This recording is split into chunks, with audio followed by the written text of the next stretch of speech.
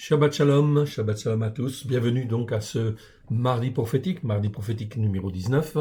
Que l'Éternel Dieu vous bénisse et Dieu vous garde. Remettons ces quelques instants à l'Éternel notre Dieu. Père très saint, nous te rendons grâce. Merci pour ta parole merveilleuse, parce que c'est au travers d'elle que tu nous enseignes. Oui, par la grâce et la vérité, au travers de Christ Yeshua. Oui, Seigneur, c'est toi qui nous formes, qui nous façonne, qui nous a rachetés, qui fait de nous un peuple, afin que nous puissions te servir, te glorifier, comme toi tu le veux. Aide-nous, mon Dieu, mon Père, à te faire plaisir. Nous voici devant toi. Parle, Seigneur, ton serviteur écoute. Amen. Nous voici donc dans le deuxième mois de cette année spirituelle. Donc la Pâque est passée, évidemment. Donc la mort et la résurrection de Yeshua, nous l'avons vécu. Et nous sommes là le deuxième Shabbat après la fête de la Pâque, la fête des pains sans levain et la résurrection de notre Seigneur Yeshua. Deuxième Shabbat. Il en faut 7. Quand il y en aura 7, on prendra le lendemain du 7e Shabbat et ce sera la fête de la Pentecôte. Là où le Seigneur, en fait, nous remplit de son Esprit Saint, de l'Esprit de la sainteté, afin que nous puissions comprendre encore mieux sa parole et que nous puissions être bien ancrés sur les racines hébraïques de la foi à la lumière de Yeshua. Nous sommes donc là, comme on le voit à l'écran, donc au deuxième mois, et là, en fait, ici, le Shabbat, à la fin de la semaine, nous avons donc 2 parachutes, comme vous le voyez. C'est le deuxième jour de ce deuxième mois, et là, vous le voyez à l'écran, nous avons donc 2 parachutes. Nous avons la 27e et la 28e paracha. Elle s'appelle Metzora. Donc nous avons vu l'introduction, nous avons vu l'enseignement sur la paracha elle-même, et là nous sommes au mardi prophétique, c'est-à-dire que nous étudions la Brit Hadasha, c'est-à-dire Marc chapitre 1, versets 40 à 45. C'est donc très très important. Je ne fais pas d'autres commentaires sur en fait les autres informations, on verra ça plus tard en temps voulu. Là, nous nous intéressons au passage de Marc chapitre 1, versets 40 à 45. Voilà donc en fait ici le passage. Donc la paracha Metzora, 28e paracha, celui qui est atteint par la lèpre. Donc on va voir ce passage. Lisons-le, si vous le voulez bien, et on fera le commentaire. Je le lis d'abord en fait entièrement, il n'est pas très long, il fait que 6 versets, mais bien sûr il est très riche l'enseignement. Un lépreux vint à lui, verset 40, et se jetant à genoux, il lui dit d'un ton suppliant, « Si tu le veux, tu peux me rendre pur. » Yeshua, ému de compassion, étendit la main, le toucha et dit, « Je le veux, sois rendu pur. » ou « sois pur ». En réalité, c'est un passif. Donc, « sois rendu pur ». Aussitôt, la lèpre le quitta et il fut purifié. Yeshua le renvoya sur le champ avec de sévères recommandations et lui dit « Garde-toi de ne rien dire à personne, va te montrer au Kohen, c'est-à-dire au sacrificateur, et offre pour ta purification ce que Moshe a prescrit afin que cela leur serve de témoignage. » Mais cet homme, s'en étant allé, se mit à proclamer largement la parole à haute voix et à la répandre, de sorte que Yeshua ne pouvait plus entrer publiquement dans une ville et il se tenait dehors, dans les lieux déserts, où l'on venait à lui de toutes parts. Donc cette traduction, c'est une traduction que nous avons revue, bien sûr, corrigée. Vous en avez en fait ici un exemplaire en fait complet, donc de toute la Brit Hadasha, que nous avons appelé la Torah accomplie, car Yeshua est venu pour accomplir la Torah dans nos cœurs et dans nos vies, afin de nous transformer, nous façonner, et que nous puissions être un peuple pour Dieu. Que l'on soit juif ou non juif, peu importe, l'essentiel, c'est que nous nous attachions en fait à Dieu, et que nous restions en fait attachés à Dieu, afin qu'il fasse ce qu'il veut, à part la puissance de son Esprit Saint, afin qu'il nous sanctifie, nous fortifie, afin que nous puissions le servir comme lui le veut. Amen. Être ses serviteurs et ses servantes. C'est donc très intéressant. Très intéressant, fondamental, mais il y a un processus, bien sûr. Et on va le voir en fait aussi ici, c'est donc en fait très important. Étudions ces 6 versets. Revenons donc au début. Un lépreux vint à lui et se jetant à genoux, il lui dit d'un ton suppliant, « Si tu le veux, tu peux me guérir, ou tu peux me rendre pur. » Ce n'est pas le mot guérir qui est là, c'est le mot en fin de compte katarizo, vous le voyez en fait ici apparaître, katarizo en fait en grec, ici, et vous avez la conjugaison en fait à côté, aoriste active infinitif. Donc katarizo, ça veut dire rendre pur. Tu peux me rendre pur. Donc ici on voit un lépreux, donc un homme qui est touché donc par la lèpre, et qui en fait vient vers Yeshua, et il se jette à ses pieds, et il le supplie. Donc on voit, c'est a priori un croyant, il est parfaitement conscient que Yeshua peut le guérir, a la puissance en fait ici de le guérir et de le rétablir, oui bien sûr, de le rendre pur de cette lèpre, oui bien sûr. Alors on va voir le mot lépreux en fait ici déjà, c'est donc très important. Lépreux, c'est en fait le mot lépros. Lépros en fait en grec, je vous l'agrandis au maximum pour que vous puissiez lire en fait en même temps. Lépros en grec, c'est un mot qui existe 9 fois dans 9 versets. C'est un adjectif qu'on utilise comme un nom, en fait ici tout simplement. Numéro strong 35, etc. C'est le lépreux. Voici les 9 versets. Donc on va le voir, on va les parcourir parce que c'est intéressant. Vous allez voir. Matthieu chapitre 8 verset 2. Et voici un lépreux s'étant approché se prosterna devant lui et dit « Seigneur, si tu le veux, tu peux me rendre pur. » Donc la même chose, c'est le même passage en réalité, mais vu par Matthieu en réalité. Donc ici, si tu le veux, tu peux me rendre pur. Quelle est la volonté en fait bon de Yeshua? Quelle est la volonté en fait bon du Père? C'est bien sûr, c'est de nous guérir, c'est de nous délivrer, c'est de nous rendre purs, en fait ici bien évidemment. Ça, c'est intrinsèquement dans la volonté du Père, et c'est en fin de compte intrinsèquement dans la volonté en fin de compte de Yeshua. Oui, bien sûr. Il veut en fin de compte guérir, il veut délivrer, il veut rendre pur tous ceux qui le veulent, tous ceux qui sont prêts à le supplier pour qu'il puisse effectivement en fait agir par la puissance de son Esprit Saint afin de nous sanctifier, purifier. Là-dessus, nous ne devons jamais douter de la volonté, en fin de compte, de notre Père, de notre Dieu, de Ha-Elohim, notre Père, le Dieu d'Abraham, de Israël et de Jacob. C'est bien là dans sa volonté. Si du moins, il y a de la foi. La volonté, en fin de compte, ici, elle s'exprime d'une manière très claire sur tous ceux qui sont humbles de cœur et tous ceux, en fin de compte, qui reconnaissent que l'Éternel Dieu est le Tout-Puissant. Matthieu chapitre 10, verset 8. Regardez bien, ici, dans ce verset.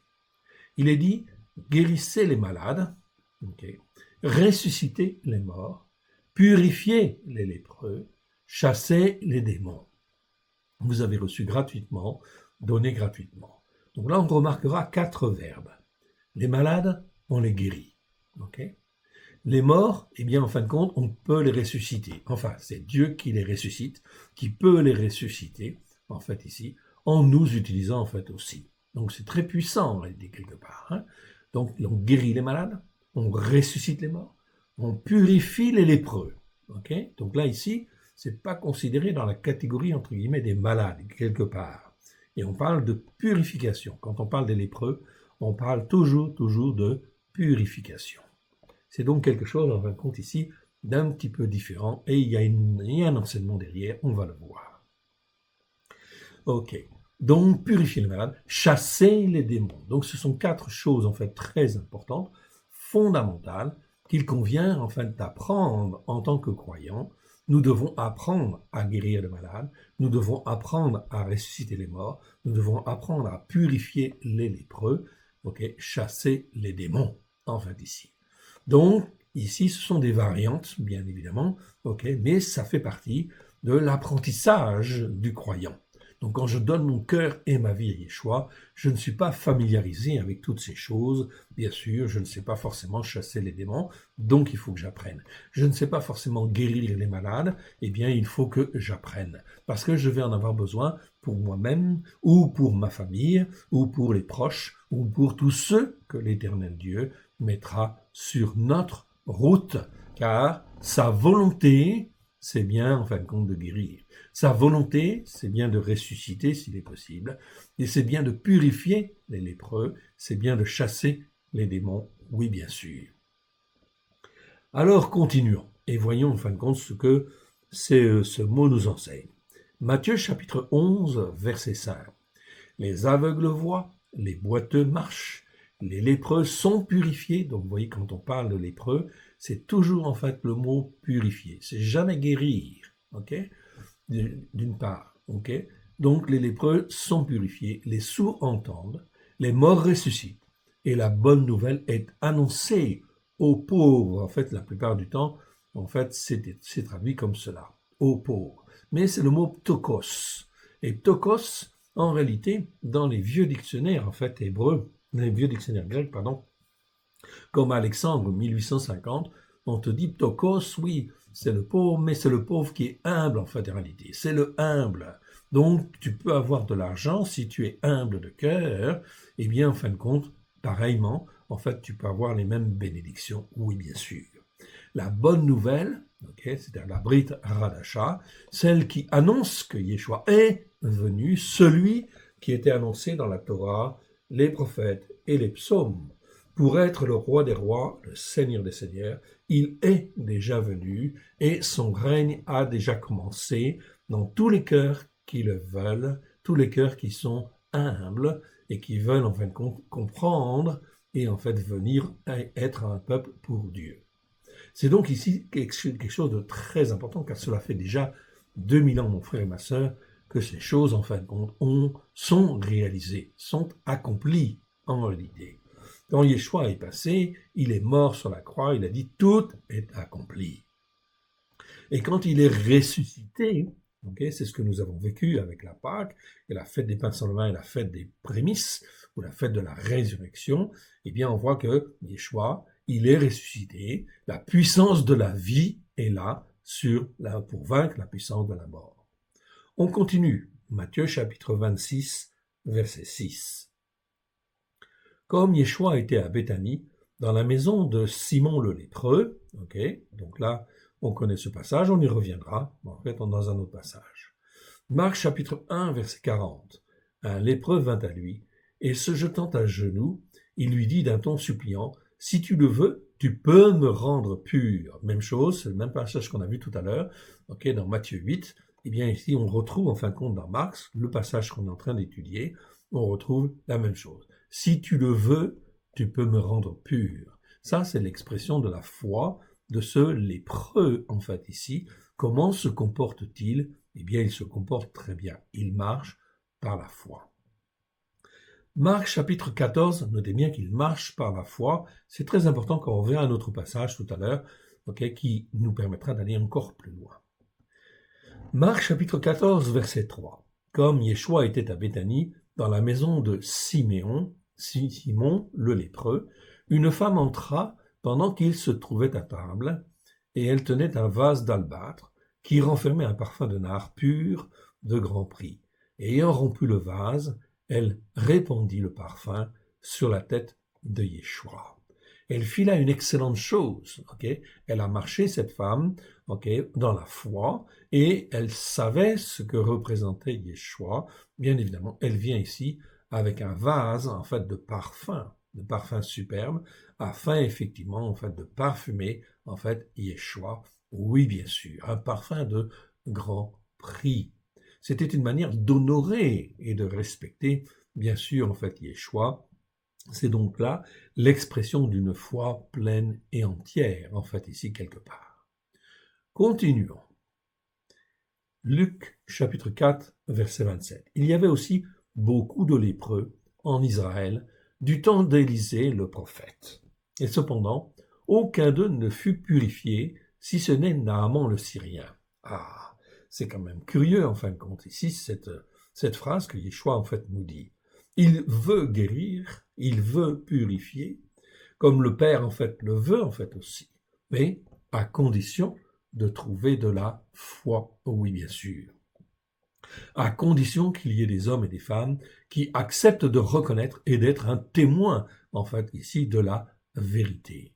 Donc, au temps de Naaman, le Syrien, eh bien, c'était dans les, on va dire, 8e ou 9e siècle avant Christ Yeshua, eh bien, effectivement, là, en fait, le Seigneur, eh bien, n'a pas guéri, en fait, des lépreux qui étaient en Israël. Non, il a guéri Naaman, le Syrien, un étranger. Parce que cet étranger, en fait, était reconnaissant. Oui, bien sûr, ok. Et Dieu qui sonde les cœurs, qui sonde les reins, avait touché Naaman le Syrien, et non pas, en fait, les autres, en fait, ici, lépreux qui étaient en Israël, tout simplement parce que Dieu sonde les cœurs, sonde les reins.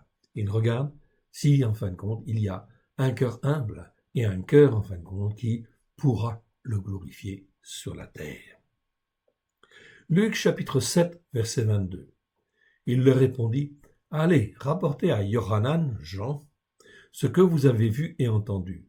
Les aveugles voient, les boiteux marchent, les lépreux sont purifiés. » Vous voyez toujours, on ne dit pas guéris en fait ici, on dit toujours sont purifiés. Les sourds entendent, les morts ressuscitent, la bonne nouvelle est annoncée aux pauvres. Pauvres en fait ici, c'est ptokos comme nous avons vu tout à l'heure, celui qui sont humbles, selon en fait le dictionnaire Alexandre 1850. C'est donc très très important. Je vous encourage aussi, si vous voulez en fin de compte consulter un dictionnaire, eh bien effectivement ces dictionnaires Alexandre 1850 sont disponibles sur Internet. Vous pouvez même les télécharger gratuitement et c'est donc très intéressant. Ces dictionnaires sont parmi les dictionnaires qui sont les moins corrompus, en fait ici, par rapport en fin de compte aux significations en fait que en français, les significations des mots grecs en fait en français. Donc ce sont les moins corrompus. Voilà pourquoi ils sont très intéressants, évidemment. Et cela va très vite, car en fait ici nous sommes en 1850, mais à partir de 1900, même avec le Bailly, qui pourtant a une très grande réputation en tant que dictionnaire grec-français, eh bien on voit que l'influence catholique a en fin de compte modifié le sens de certains mots. Et l'on est effectivement dans la culture catholique, etc. Et donc, en fait, le sens des mots, c'est pas bon, c'est faussé. Alors, il faut revenir. Revenir, en fin de compte, au sens le plus proche possible du grec ancien, évidemment. Voyons maintenant, en fin de compte, Luc, chapitre 17, versets 12 à 19. Là, j'ai pris tout le passage, car tout le passage nous intéresse. Ici, tout particulièrement. Luc chapitre 17, versets 12 à 19. Lisons. Comme il entrait dans un village, 10 lépreux, en fait ici, vinrent à sa rencontre, se tenant à distance. Ils élevèrent la voix et dirent « Yeshua, Maître, aie pitié de nous ». Donc ils disent bien ici « Maître » en fait ici, mais c'est pas le maître en fait habituel, en fait ici que l'on retrouve, c'est didaskalos que l'on retrouve la plupart du temps, c'est le maître qui enseigne.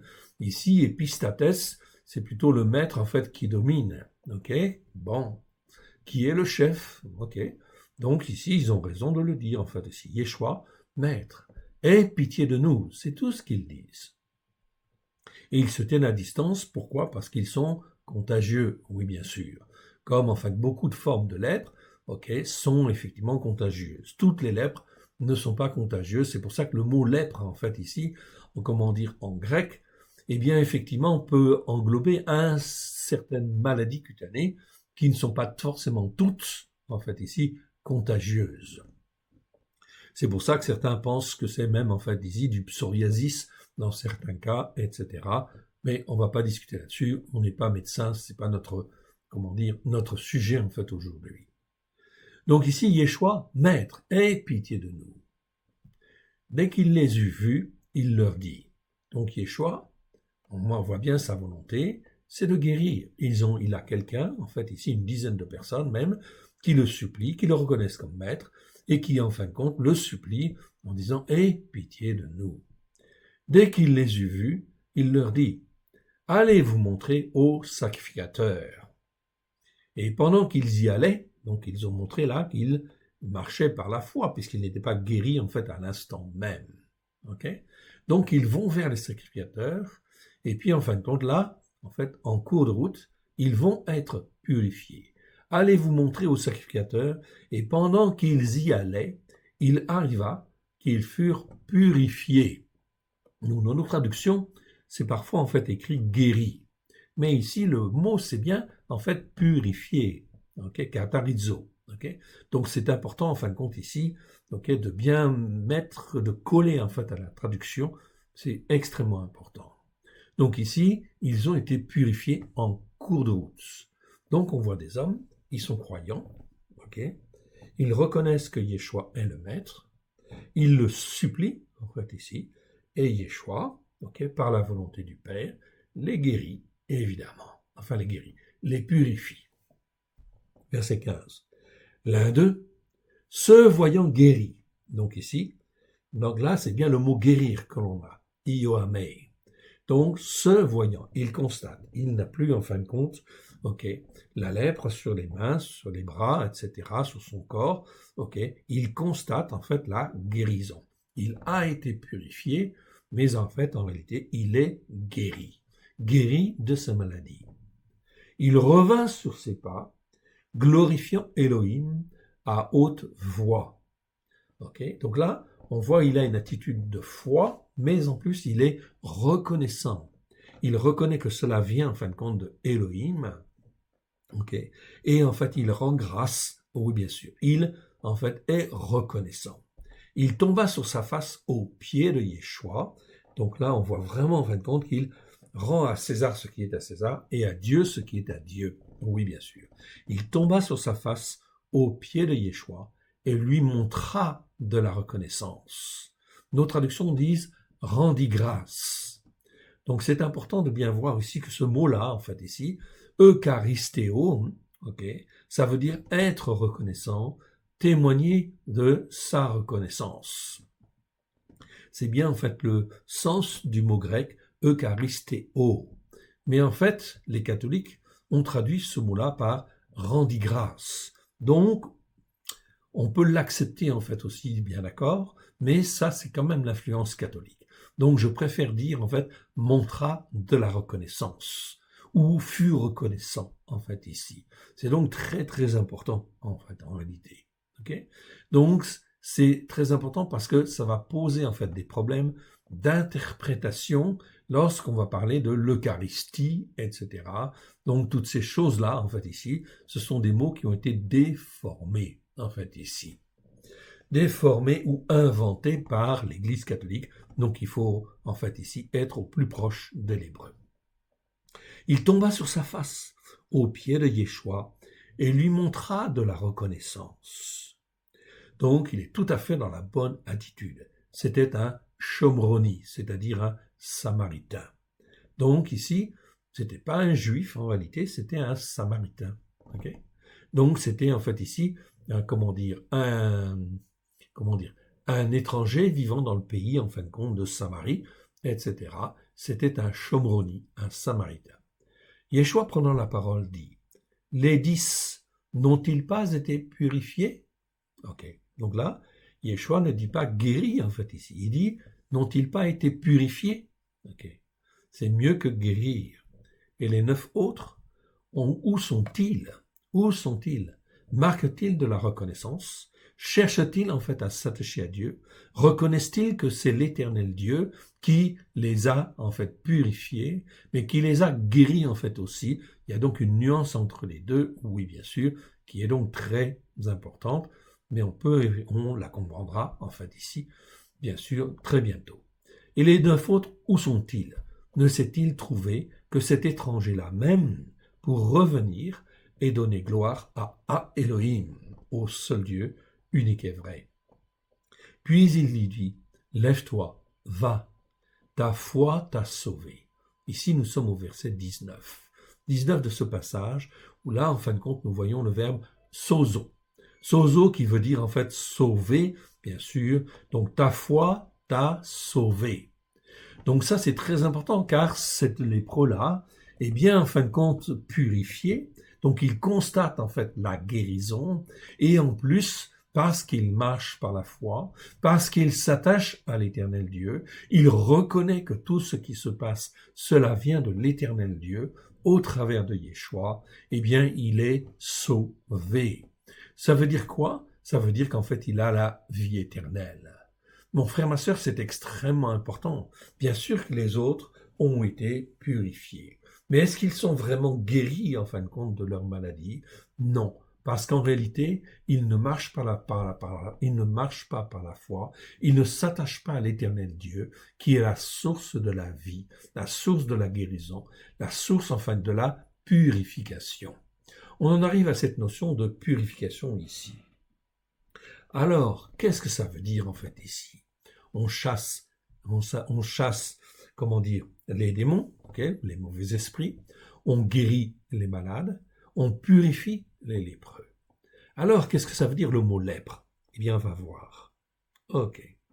Ici, verset 41.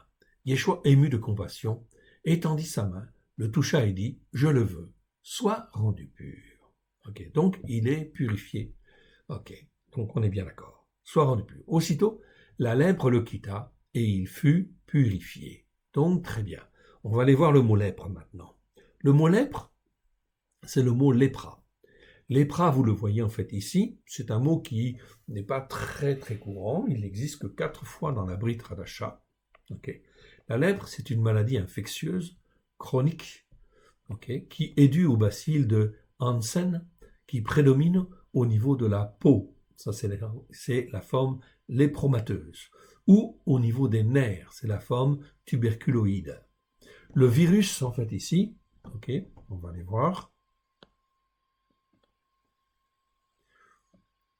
de cette maladie très dangereuse et contagieuse, pénètre tout le corps et finit par ronger tout ou partie du corps humain. Okay. Donc ici, la lèpre, c'est quelque chose, en fin de compte, bien sûr, une forme, c'est extrêmement grave. Ça peut être très, très contagieux. Il y a des formes qui ne sont pas tout à fait contagieuses, ok. C'est pour ça qu'on les voit parfois dans leur maison, en fait, ici, ou qu'on touche, en fait, leurs mains, etc. Ok, bon. Donc, il y a des formes qui ne seraient pas, en fait, ici, la vraie lèpre, la lèpre de Hansen. Mais la lèpre, c'est aussi quoi? Okay, donc la lèpre était une maladie qui était assez répandue en Égypte et en Orient. Et la lèpre, c'est aussi quoi? C'est aussi en fait un vice ou un mal grave qui s'étend en fait comme la lèpre. Mon frère, ma sœur, ici quand on parle de lèpre, on parle en fin de compte de choses aussi spirituelles, c'est-à-dire de choses qui corrompent, qui rongent. La lèpre, ça fait quoi? Ça ronge. Ça ronge en fait les mains. Ça peut ronger les mains, ça peut ronger les pieds, ça peut ronger le nez, ça peut ronger en fait les yeux, les oreilles, tout, etc. Ça peut ronger toute ou partie en fait du corps et handicaper en fait l'individu de manière en fait extrêmement grave. Mais il existe en fait aussi, on va dire, une lèpre spirituelle. C'est-à-dire que je peux être croyant, je peux en fin de compte reconnaître Yeshua comme étant le Seigneur des Seigneurs, mais à cause de ce que je crois, de ce qui est dans ma tête au niveau des enseignements, au niveau des doctrines, eh bien, en fin de compte, je peux être là comme un lépreux, être touché par des doctrines erronées qui font que je suis handicapé des mains, ou handicapé en fin de compte des pieds, ou handicapé de quelque chose, comme là, en fait, ici, nous voyons, dans les 10 lépreux, eh bien, il y en a 9 qui sont quelque part, en fait, ici, corrompus, en fait, bon, de l'intérieur. Corrompus de l'intérieur parce qu'ils ne reconnaissent pas que c'est l'Éternel Dieu qui purifie et qui, en fait, donne la guérison. Okay. Une guérison pleine et entière, et qui fait que l'on est, en fait, dans ce cas-là, parfaitement apte, comment dire, à servir Dieu comme il le veut, parce qu'on n'est plus, en fait, entaché par en fait la lèpre spirituelle des enseignements ou des doctrines erronées. C'est donc quelque chose là de très important en fait à comprendre en fait ici lorsqu'on parle de la lèpre ou des lépreux. Les versets en fin de compte qui nous parlent en fait du mot lèpre, lépra en fait en grec, sont les suivants. Il n'y en a que 4. Matthieu 8, 3. Yeshua étendit la main, le toucha et dit, « Je le veux, sois pur. » Aussitôt, il fut purifié de sa lèpre. C'est comme si, en fait, on disait, il, en fait, ici, purifié de ses enseignements erronés qu'il avait pu recevoir. Ainsi, si je retourne vers Yeshua, que je m'attache à Yeshua, Yeshua va me purifier. Voilà pourquoi on utilise ici, on parle le terme guérir, mais on parle de purification. Purification, en fait, des doctrines, des enseignements que nous avons reçus. On garde ce qui est, ce que l'on peut garder, qui est bon, qui est conforme, en fait, à l'écriture, et tout le reste, en fait, on le laisse tomber. Oui, bien sûr. Et qui est-ce qui peut faire cela? Faire ce nettoyage intérieur? Bien évidemment, il n'y a que Yeshua qui peut le faire. Car c'est Yeshua, en fait, ici, qui sonde les cœurs, qui sonde les reins. En fait, ici, on va plutôt dire, c'est l'Éternel qui sonde les cœurs, qui sonde les reins. Et Yeshua, en fait, ici, qui fait le nécessaire pour former, façonner. Il est à la droite du Père. Donc, c'est lui qui va agir, en fait, sur la terre et qui va faire que l'on est purifié pour le service, en fait, aussi, que Dieu veut. C'est donc ici quelque chose de très, très important. Il y a bien une dimension spirituelle ainsi à comprendre. Marc chapitre 1, verset 42, même chose. On te parle d'un lépreux qui vient vers Yeshua et qui est en fait ici très sincère. Aussi, la lèpre le quitta, c'est-à-dire, et il fut purifié, on te dit. Donc, ça veut dire quoi? Ça veut dire qu'en fait ici, tout ce à quoi il croyait, qui était erroné, qui venait des pharisiens ou des sadducéens, etc., ou de n'importe qui d'autre, eh bien, a été purifié. Okay? Aussitôt, la lèpre le quitta et il fut purifié parce qu'il avait une attitude de cœur sincère, en fait, vis-à-vis de Yeshua. Et il l'a montré, il l'a exprimé. Luc chapitre 5, verset 12. Yeshua était dans une des villes. Et voici un homme couvert de lèpre. Donc certaines traductions disent psoriasis en fait ici, parce qu'ils disent que c'est pas forcément en fait de la lèpre, etc. Ok, parce que c'est pas forcément contagieux comme la lèpre. Ok, laissons dire. Ok, en tout cas le mot en fait ici grec c'est le mot lépra. Ok, donc il était couvert de lèpre. L'ayant vu tomba sur sa face et lui fit cette prière. Seigneur, si tu le veux, tu peux me rendre pur. Donc, quelle que soit effectivement la maladie en fait ici, mais c'était comme une lèpre en réalité. Le mot lèpre, je préfère garder le mot lèpre en réalité. Pourquoi? Parce que le mot lèpre, la lèpre, c'est quelque chose qui ronge et qui, en fin de compte, te détruit en fin de compte de l'intérieur et détruit en fait tes mains, détruit en fin de compte toutes sortes de choses, tes mains, tes pieds, tes oreilles, tes yeux, ok, ton nez en fait ici. C'est pour ça qu'en fait les lépreux, eh bien, étaient effectivement maudits, on les écartait et effectivement, il y avait, comment dire, le spectacle était horrible en fait à voir. Évidemment, si on peut parler de spectacle, c'est pas un spectacle. Donc un homme couvert de lèpre, l'ayant vu, tomba sur sa face. Donc on voit ici une attitude de cœur intéressante, okay, d'humilité, et lui fit cette prière. Seigneur, si tu le veux, tu peux me rendre pur. À l'instant, Yeshua, bien sûr, en fait ici, peut le faire. C'est ce qu'il fait au verset suivant. Yeshua étendit la main, le toucha et dit, je le veux, sois pur. Aussitôt la lèpre le quitta. C'est pour ça que c'est extrêmement important dans nos prières, okay, si nous sommes croyants, si nous sommes baptisés en fait d'eau, mais aussi baptisés de l'Esprit Saint, il convient en fin de compte de venir régulièrement en fait auprès de Yeshua et de dire « Ô Seigneur Yeshua, purifie-moi en fait de toute la lèpre qui peut être en moi à la gloire de ton Saint-Nom. Purifie-moi afin que je sois sanctifié et que je sois prêt en fait ici pour le service. Pour le service comme toi, tu le veux à la gloire de ton Saint-Nom, que ce qui sort de ma bouche soit vraiment en fin de compte conforme à ta Torah, aux prophètes et aux psaumes, à ta lumière, ô Seigneur Yeshua, à la gloire de l'Éternel. Il s'agit là d'une purification, oui bien sûr, Ok, c'est pas simplement une guérison. C'est extrêmement important. Ok, le mot lèpre en fait ici, ok, c'est le mot lépra en fait en grec, et en fait en hébreu c'est le mot en fait tsaraat. Tsaraat que vous voyez en fait ici. Ok, donc tsaraat, vous voyez il y en a un bon morceau. Ok, on va peut-être pas tout voir quand même. Ok, tsaraat ici. Ok, ça veut dire en fait, ça existe 35 fois dans 33 versets. Donc on parle de la lèpre. Ok, la première fois c'est dans Lévitique 13:2, première fois.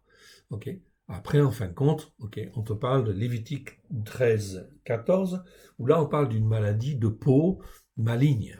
Ok, ensuite on te parle dans Lévitique 13 verset 47 à 52 d'une infection sur les vêtements. Okay. Dans Lévitique 14, versets 34 à 54, d'une infection, en fin de compte, dans les maisons. Tout cela, c'est en fin de compte sous la forme du mot lèpre en hébreu, tsaraat. Mais c'est pas forcément, effectivement, tout à fait en fait de la lèpre. Ça se comporte comme de la lèpre, mais c'est pas forcément de la lèpre. Dans les maisons, c'est peut-être de la moisissure, on va être dangereuse, en fait, ici, toutes ces choses-là. Donc je ne reviens pas sur la définition en fin de compte de ce mot, en fait ici, vous l'avez en fait à l'écran, si vous voulez faire pause, vous ferez pause, vous pourrez le regarder en fait ici, okay, et le lire en fait bon, dans le détail si vous le voulez. Okay. Donc je passe en fait là-dessus. Les savants discutent pour savoir si le terme biblique lèpre désigne réellement la hansénose maladie en fait de Hansen. Donc toute cette définition-là, on la retrouve en fait dans le dictionnaire Emmaüs. Ok, ce n'est en fait ici qu'une reproduction effectivement de la définition. Ça nous donne en fait une petite idée. Certains pensent que, en fait ici, dans certains versets, par exemple Lévitique 14:3, ce serait plutôt de la dartre sèche ou du psoriasis vulgaris. Ok. Ou là, il s'agirait plutôt, en fin de compte aussi, de certaines maladies, en fait, qui sont guérissables, qui sont pas vraiment, en fait, bon, des lèpres, en fait, ici. On se demande aussi si la lèpre blanche de l'Ancien Testament était peut-être la psoriasis gutata, en fait, ici, dont les points blancs donnent l'impression que la peau a été comme aspergée avec du mortier. Okay. L'hébreu tsaraat pourrait d'ailleurs être un terme collectif désignant certaines maladies, entre autres l'éléphantiasis ou la psoriasis. Il est possible qu'elle ait régné à l'état endémique à différentes époques. Luc le médecin emploie le mot grec lépra et qui désignait la psoriasis en fait aussi à l'époque. Okay, donc dans certaines traductions, on va trouver psoriasis. Je préfère en fait ici, d'une manière générale, garder en fait le mot lèpre, en fait ici, car la signification spirituelle est aussi très importante derrière. Bien, passons en fin de compte à la suite, ce que je voulais en fin de compte ici voir.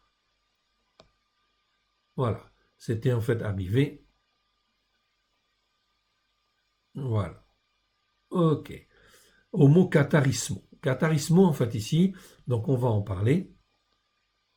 Ici, c'est le mot en fait aussi, le mot purifié. Aussitôt la lèpre le quitta et il fut purifié. Okay, purifié, c'est le mot catharismo. Alors en fin de compte, catharismo, je vais vous montrer en fait ici le mot. Ok, ça c'est le verbe. Ok. Alors, catharismo qui veut dire catharismos, pardon, qui veut dire en fin de compte purification, nettoyage. C'est un mot qui existe 7 fois dans 7 versets.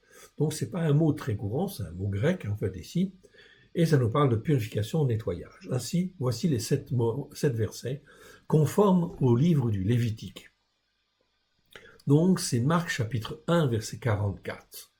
Il lui dit, garde-toi de rien dire à personne, mais va te montrer au sacrificateur et offre pour ta purification ce que Moshe a prescrit, afin que cela leur serve de témoignage. Donc là, c'est le mot catharismo, que l'on traduit par purification, et c'est très bien. Ok. Et c'est très bien, donc gardons-le, en fait, ici. Luc 2, 22. Et quand les jours de leur purification furent accomplis, selon la Torah de Moshe, Yosef et Myriam le portèrent à Jérusalem, pour le présenter à l'Éternel. Ah, Très intéressant. Donc ici, je vois que le mot grec katharismo, qui veut dire purification, est utilisé bien sûr pour ceux qui sont touchés par la maladie, pour qu'ils aillent se montrer en fait au sacrificateur, et pour que le sacrificateur les déclare en fin de compte purs. C'est donc en fait ici tout un processus, c'est-à-dire laver, purifier de tout enseignement en fait ici mauvais, etc., qui pourrait subsister, afin qu'ils soient aptes en fait au service. C'est donc très très important, il fallait qu'ils soient montrés au sacrificateur et que le sacrificateur qui représente l'autorité spirituelle sur la terre puisse les déclarer purs. Et Yeshua dit bien en fin de compte aussi à ce lépreux, va voir le sacrificateur afin qu'il puisse te déclarer pur et que cela se leur serve en fait de témoignage. Il y avait donc là une mission très importante de témoignage, mais de témoignage comme Dieu en fait le demande, d'une manière claire. Okay. Donc Yeshua demande justement à ce lépreux d'aller voir. Ici on voit quoi? On voit Yosef et Myriam. Donc, eh bien, Myriam est enceinte. Elle est enceinte et elle a eu en fin de compte un enfant, Yeshua, qui est conçu par la main de l'Esprit Saint. Donc, Joseph n'est pas en fin de compte le père naturel de Yeshua, on est bien d'accord. Il est le père adoptif, il est le mari de Myriam, okay, et mais Myriam, elle a enfanté, en fait ici, de l'Esprit Saint. Parce que c'est le Fils de Dieu qui était là, en fait ici, qui devait venir au monde afin effectivement de s'offrir lui-même en sacrifice, afin de racheter les hommes et les femmes, okay, et en fin de compte ici, de les sauver, de les affranchir de l'esclavage de ce monde, de les délivrer pleinement, de les sauver et de faire d'eux, en fin de compte, un peuple pour Dieu. Donc on voit très bien que ici, Myriam et Yosef, ils vont en fait au temple après avoir accompli leur jour de purification. C'est quoi ces jours de purification? Eh bien, Myriam, c'est une femme juive, okay, et en fin de compte, quand une femme enfante, eh bien, elle doit procéder à des jours de purification. Pourtant, elle n'a pas péché. Est-ce un péché que de mettre au monde un enfant? Non, c'est pas la question. La notion de purification, ici, n'a rien à voir avec le péché. En réalité, la femme, lorsqu'elle met un enfant au monde, son corps est fortement travaillé, éprouvé. Donc, elle doit, pendant un certain temps, on va dire 40 jours, elle est considérée comme impure. C'est-à-dire que le mari ne peut pas avoir de relation avec elle, okay, de manière, en fin de compte, à ce que son corps puisse être restauré, en fait, tranquillement, okay, et qu'elle puisse être en capacité à nouveau d'être enceinte. Donc la notion de purification ici est en fait liée à la capacité, en fait ici, de faire naître ou de concevoir en fait un enfant. Donc ça n'a rien à voir en fait avec le péché. Et il faut que le corps de la femme soit purifié, sanctifié, etc., repréparé, reconditionné en vue de pouvoir donner la vie. Lorsqu'en fait il s'agissait de mettre un garçon en fait au monde, les jours de purification étaient de 40 jours. Mais lorsqu'en fait ici c'était une fille qui naissait, eh bien les jours de purification étaient doublés. Il fallait en fait ici compter 80 jours. Donc la femme ne pouvait pas avoir de relations sexuelles avant 80 jours si elle avait mis en fait une fille en fait ici au monde. Pourquoi 80 jours? Pourquoi 40 jours? Je ne saurais répondre à cette question, évidemment. Ok, mais la parole de Dieu le dit. Alors, si la parole de Dieu le dit, Dieu a ses raisons. On peut poser la question, si on a une réponse, c'est très bien, mais en réalité, c'est la Torah en fait qui le dit. À partir du moment où la Torah le dit, c'est qu'en réalité, c'est en fait ici, okay, c'est toujours vrai. Toujours vrai. Donc il faut se plier aux commandements et aux règles en fin de compte de la parole de Dieu. Il est vrai qu'en fait, concevoir une femme, en fait ici, donc avec toute la capacité en fait de la, de concevoir en fait la vie par la suite, c'est probablement en fait plus élaboré, plus complexe, en fait, ici, ok, dans le corps, en fait, même de la femme, ok, probablement. Ok, je ne saurais répondre très précisément à cette question. Toujours est-il que c'est comme ça. Eh bien, effectivement, quand ils ont accompli les jours de purification, ils n'ont pas amené Yeshua avant que les 40 jours ne soient accomplis. Okay. Donc, effectivement, les 40 jours, quand les jours de leur purification furent accomplis, selon la Torah de Moshe, Yosef et Myriam le portèrent à Jérusalem pour le présenter à l'Éternel. C'est donc là, en fait, une reconnaissance, un acte de foi, un acte de reconnaissance que c'est l'Éternel Dieu qui fait toutes choses sur la terre. Myriam et Yosef sont en fin de compte des Juifs pratiquants, oui. Ils écoutent la Torah, ils la mettent en pratique avec grâce et vérité. C'est donc là quelque chose de très très important, en fait, ici, et fondamental. Ce sont des modèles, en fait, ici. Ils étaient, Yosef, Myriam, ainsi qu'Élisabeth et Zacharie, okay, les parents, en fin de compte, de Jean le Baptiste, où il est bien écrit, effectivement, dans les Écritures, qu'ils étaient irréprochables en regard de la Torah, des prophètes et des psaumes. Bien évidemment, Yosef et Myriam, ce n'est pas écrit, mais c'est évident, évidemment, on ne peut avoir que la certitude qu'ils étaient irréprochables. Ils comprenaient les Écritures avec grâce et vérité, à la lumière, en fin de compte, de Yeshua. Oui, bien sûr. C'est-à-dire, en fin de compte, de Dieu et de la révélation que Dieu leur avait donnée au travers de celui qui était à la droite du Père, bien avant, en fait, ici. Et qui était toujours celui qui agissait, en fait, dans la première alliance auprès, en fait, des hommes. L'intermédiaire entre Dieu et les hommes, ça a toujours été Yeshua. Toujours. Alors qu'il ne portait pas le nom de Yeshua lui-même. Il porte le nom de Yeshua une fois qu'il est né, qu'il est mort et ressuscité. Il porte le nom de Yeshua à ce moment-là. C'est donc très important cette notion de purification ici, qui en fait vise à être prêt, préparé pour servir Dieu comme il le veut. Dieu est le Dieu de la vie. Voilà pourquoi Dieu a une relation tout à fait particulière avec les femmes, justement, parce que les femmes, c'est elles qui conçoivent la vie. Okay. L'homme donne sa semence, oui, mais toute la formation, la conception de l'enfant se fait dans le ventre de la maman. Donc, il y a une intimité particulière ici pour donner la vie entre Dieu et la femme, bien évidemment. Une complicité, en fait, ici, spirituelle, on va dire, qui est très importante, en fait, ici, et fondamentale. L'homme ne connaît pas ça. Okay, ça lui est étranger, okay, parce qu'en fin de compte, il n'est pas fait pour ça.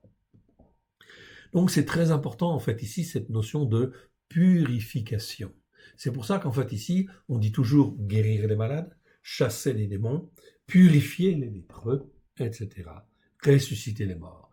Purifier les lépreux, purifier ceux qui, sont dans un état qui n'est pas un état de perfection, de purification, de sainteté aussi, par rapport en fin de compte à Dieu.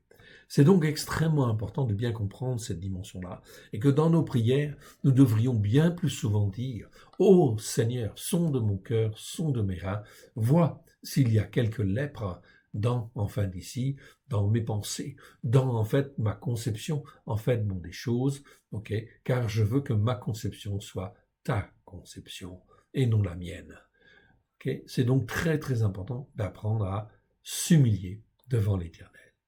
Luc chapitre 5 verset 14. Puis il ordonna de n'en parler à personne. Mais dit-il, va te montrer au sacrificateur et offre pour ta purification ce que Moshe a prescrit, afin que cela leur serve de témoignage. Il y avait donc une manière de faire. On a vu en fin de compte ce passage dans Marc. On le voit en fait ici dans Luc chapitre 5 verset 14. C'est pareil. C'est le même principe, dans le but d'être dans l'obéissance et la soumission à l'Éternel Dieu. Jean, chapitre 2, verset 6. Or, il y avait là 6 vases de pierre destinés aux purifications des Juifs. Donc là, on est à Cana. C'est là le premier miracle, en fait, ici. Enfin, miracle. Faut pas dire miracle, faut dire signe, en fait. Ok, signe que l'Éternel fait ou prodige. Oui, bien sûr. Évitons le terme miracle. Parce que le terme miracle, c'est un terme qui vient des catholiques. Or, il y avait là 6 vases de pierre destinés aux purifications des Juifs et contenant chacun 2 ou 3 mesures. Jean chapitre 3, verset 25. Pardon. Or, il se leva de la part des disciples de Yohanan une dispute avec un Juif touchant la purification. Donc là, effectivement, donc on voit effectivement des problèmes d'interprétation, oui bien sûr. Hébreu, on va aller un peu plus loin, dans Hébreu chapitre 1, verset 3. Et qui, étant le reflet de sa gloire, donc ça c'est Paulos qui parle, et étant le reflet de sa gloire et l'empreinte de sa personne, et soutenant toutes choses par sa parole puissante, a fait la purification des péchés, et s'est assis à la droite de la majesté divine dans les lieux très hauts. Donc là, on voit bien, en fin de compte, a fait la purification des péchés, c'est-à-dire les conséquences de tout ce qui est péché, transgression, iniquité, en fait, ici. Donc Paulos parle ici de la purification. Donc, en fait, ce que Yeshua a fait, c'est qu'il a été jusqu'à, effectivement, ce que nous soyons pleinement purifiés de tous nos péchés, de nos transgressions et de nos iniquités, bien sûr. Donc, cette notion de purification, on va la retrouver, en fin de compte, dans certains passages de la Brit Hadasha, mais on ne va pas le retrouver tout le temps. Pourquoi? Parce que tout simplement, en fait, elle est déjà bien expliquée dans la Torah, les prophètes et les psaumes. 2 Pierre, chapitre 1, verset 9. Mais celui en qui ces choses ne sont point est aveugle et ne voit pas de loin. Il a mis en oubli la purification de ses anciens péchés. Donc 2 Pierre 1, 9. On va aller voir en fait 2 Pierre 1, 9. On va aller voir le passage en fait ici. Je crois que c'est important, pour mieux comprendre. Alors 2 Pierre 1, 9. Allons-y. 2 Pierre 1, 9. Alors 2 Pierre 1, 9. Voilà, nous y arrivons. Et on va reprendre en fin de compte au premier. Oui, ok. 2 Pierre 1, 9, donc on va prendre à partir du verset 1. Shimeon Petros, esclave et apôtre de Christ Yeshua, à ceux qui ont reçu en partage une foi du même prix que la nôtre, dans la justice de notre Elohim et Sauveur Christ Yeshua. Que la grâce et le shalom vous soient multipliés par la connaissance précise et correcte, ça c'est épignosis, vous voyez entre parenthèses un petit 30 en fait ici, c'est un indice qui se retrouve en fin de compte dans le glossaire que nous avons mis en fait ici, que nous avons joint à la fin. Ici on parle de la connaissance précise et correcte, c'est épignosis en fait en grec. Épignosis, vous l'avez en fait en dessous, épignosis 20 fois dans 20 versets, c'est la connaissance précise et correcte. Dans chacun de ces versets ici qui sont nommés, eh bien on va retrouver le mot épignosis. Donc il ne s'agit pas de connaissance au sens général, la connaissance au sens général, c'est gnosis en fait en grec. Mais ici, ce n'est pas le mot gnosis, c'est le mot en fait épignosis. Et épignosis, c'est un mot qui existe 20 fois dans 20 versets et qui parle de la connaissance précise et correcte. De quoi? De Elohim et de Yeshua notre Seigneur. Tous ces mots-là, en fait, ici, en fait, sont repérés et en fait ont été identifiés. Donc on a revu en fin de compte dans les versets afin effectivement de pouvoir avoir une bien meilleure effectivement connaissance de Dieu, de l'éternel Dieu, notre Père, le Dieu d'Abraham, de Isaac et de Jacob, et en fait une meilleure connaissance de Yeshua, notre Sauveur, notre Seigneur et notre Maître. Donc je passe en fait ici sur toutes les définitions en fait ici. Voilà. On parle ensuite de la qualité du croyant.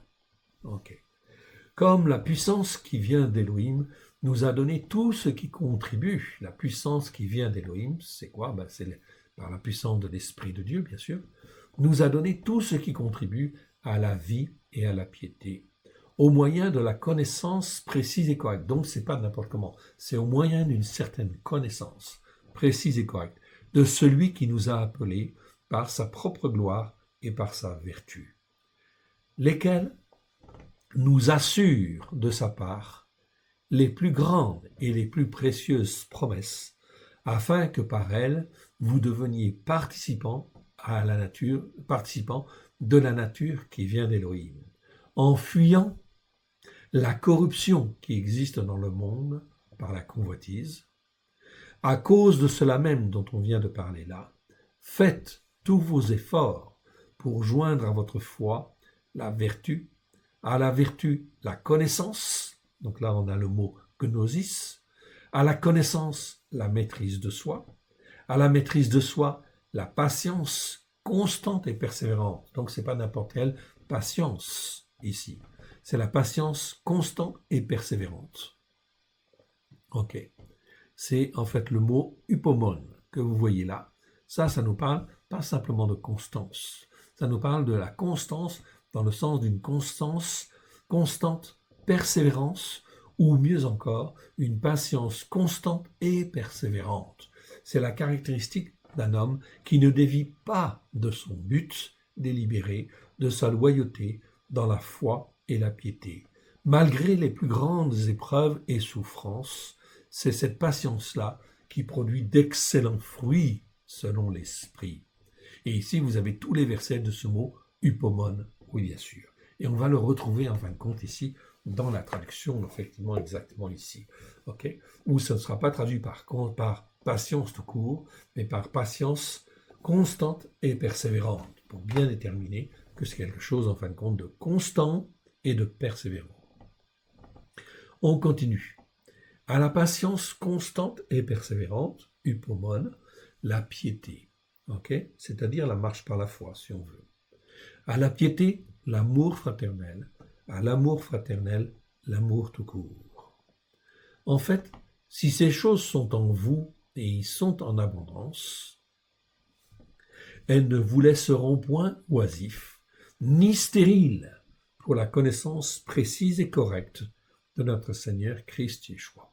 Donc Pétros ici nous montre bien en fin de compte qu'il faut sortir de la connaissance générale, okay, insuffisante évidemment, pour en fin de compte rentrer dans une marche par la foi, beaucoup plus, attaché à Dieu, et qui reste en fait attaché à Dieu au travers de Christ Yeshua, afin d'accéder à une connaissance précise et correcte du Père et à une connaissance précise et correcte du Fils.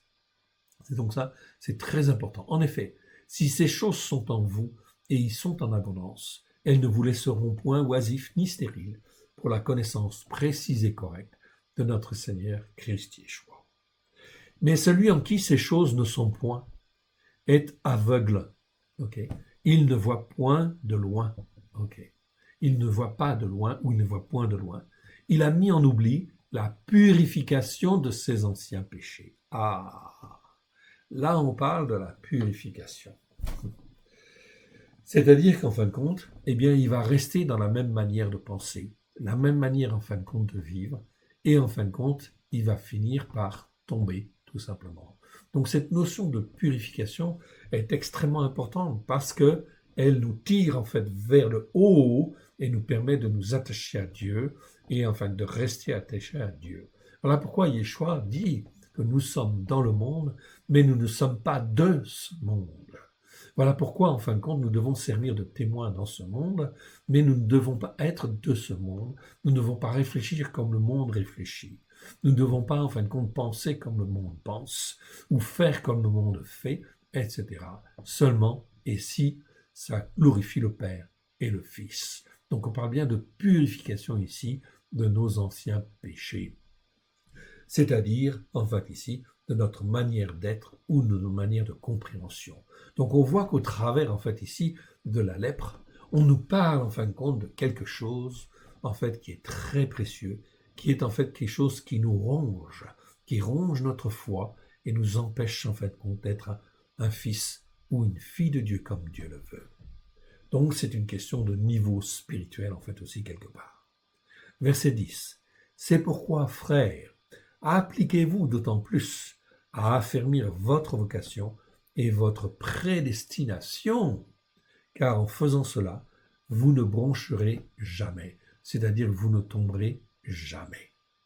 C'est ainsi en effet que l'entrée dans le règne éternel de notre Seigneur et Sauveur, Christ Yeshua, vous sera pleinement accordée. Revenons maintenant si vous le voulez bien, à notre passage de Marc. Ok? Eh bien, on revient à notre passage de Marc pour le terminer. Et en fin de compte, eh bien, nous voyons ici, ok, on va y retourner. Voilà. Ok, on va relire le passage. Hein, il n'y a que 6 versets.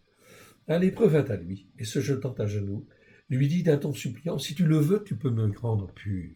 Yeshua, ému de compassion, étendit la main, le toucha et dit, je le veux, sois rendu pur. Donc la volonté en fait de Yeshua est clairement que l'on devienne pur, oui, bien sûr, que l'on soit rendu pur. Ok? C'est un passif, c'est-à-dire qu'il faut que l'Esprit de Dieu puisse agir, mais l'Esprit de Dieu, il va agir dans la mesure où je m'attache à Dieu et que je reste attaché à Dieu. Aussitôt la lèpre le quitta et il fut purifié. Il fut purifié à l'instant. Yeshua le renvoya sur le champ avec de sévères recommandations et lui dit, garde-toi de ne rien dire à personne et va te montrer au Kohen. Ok. Au Kohen, c'est-à-dire au sacrificateur, et offre pour ta purification ce que Moshe a prescrit, afin que cela leur serve de témoignage. Mais cet homme, s'en étant allé, se mit à proclamer largement la parole, à haute voix, et en fin de compte à la répandre, de sorte que Yeshua ne pouvait plus entrer publiquement dans une ville, il se tenait dehors, dans les lieux déserts, et l'on venait à lui de toutes parts. Mon frère, ma sœur, cet homme est-il rentré dans l'obéissance et la soumission? Ok, là, il ne montre pas, en fin de compte, de bons signes, en fait, a priori, puisqu'il ne fait pas, en fin de compte, ce que, en fait, le Yeshua lui a demandé. Peut-être l'a-t-il fait ou va-t-il le faire par la suite. Mais les conséquences, en fait, de ça, c'est qu'on est, en fin de compte, ici, dans les premières réactions charnelles, où, en fin de compte, l'homme commence, en fait, à parler de lui-même, alors que Dieu lui dit, tais-toi, ne dis rien, va au sacrificateur, que cela serve de témoignage, au sacrificateur d'abord. Okay? Donc ça, c'est très important. C'est exactement ce qui se passe avec les 10 lépreux que nous avons vus tout à l'heure. Un seul, en fait, est revenu vers Yeshua. Un seul, en fin de compte, est revenu vers Yeshua. Et c'est pour ça que Yeshua lui dit, va, ta foi t'a sauvé. Ok, ta foi t'a sauvé. Tu as le salut éternel. Ça veut dire que les 9 autres, eh bien, est-ce qu'ils ont en fin de compte le salut éternel? Eh bien, il y a peu de chances parce qu'ils ont oublié. Ou vraisemblablement, ils partent dans le mauvais sens. Peut-être ils vont se recaler, mais c'est en fait tout dépend de leur volonté. Et en fait, tout dépend en fait de leur attitude de cœur vis-à-vis de Dieu. Est-ce qu'ils vont s'attacher et rester attachés à Dieu? Reconnaître que c'est Dieu qui fait dans leur cœur et dans leur vie. Voilà pourquoi, pour nous, c'est extrêmement important de toujours reconnaître que c'est l'Éternel Dieu qui fait dans nos cœurs et dans nos vies. Terminons par une petite prière. Père très saint, garde-nous. Garde-nous d'agir en fait en insensé. Oui, Seigneur, aide-nous à te faire plaisir, car tu nous as arrachés, c'est toi qui nous as conçus dans le ventre de notre maman, qui nous a fait venir au monde, afin que nous puissions grandir, et en fait ici, grandir dans ta vérité, dans ta lumière, à la gloire de ton Saint-Nom. Que nous puissions être pleinement rachetés au travers de Christ Yeshua, et que Seigneur, par la puissance de ton Saint-Esprit, tu puisses pleinement nous affranchir de nos péchés, de nos transgressions, de nos iniquités, que tu puisses totalement nous délivrer de la puissance de l'ennemi, et pleinement nous sauver au travers de Christ Yeshua, ton Fils bien-aimé, et que tu fasses de nous un peuple pour te servir, te glorifier, toi le seul vrai Dieu, et celui que tu as envoyé. Aide-nous, mon Père, à te faire plaisir. Oui, nous te rendons grâce dans le précieux nom de Yeshua, et nous voulons rentrer pleinement dans l'alliance que tu fis avec Abraham, Yitzhak et Jacob, à la gloire de ton Saint-Nom. Nous voulons être un peuple pour toi, et rien que pour toi, à la gloire de ton Saint-Nom. Aide-nous, mon Dieu, mon Père, à te faire plaisir. Purifie-nous. Purifie-nous de toutes les fausses doctrines qui ont pu être les nôtres, les fausses croyances dans lesquelles nous avons été. Aide-nous à te faire plaisir, que nous soyons un peuple pour toi, à la gloire de ton Saint-Nom. Alléluia, Amen. Que l'Éternel Dieu vous bénisse et Dieu vous garde. Shabbat shalom à tous. Amen.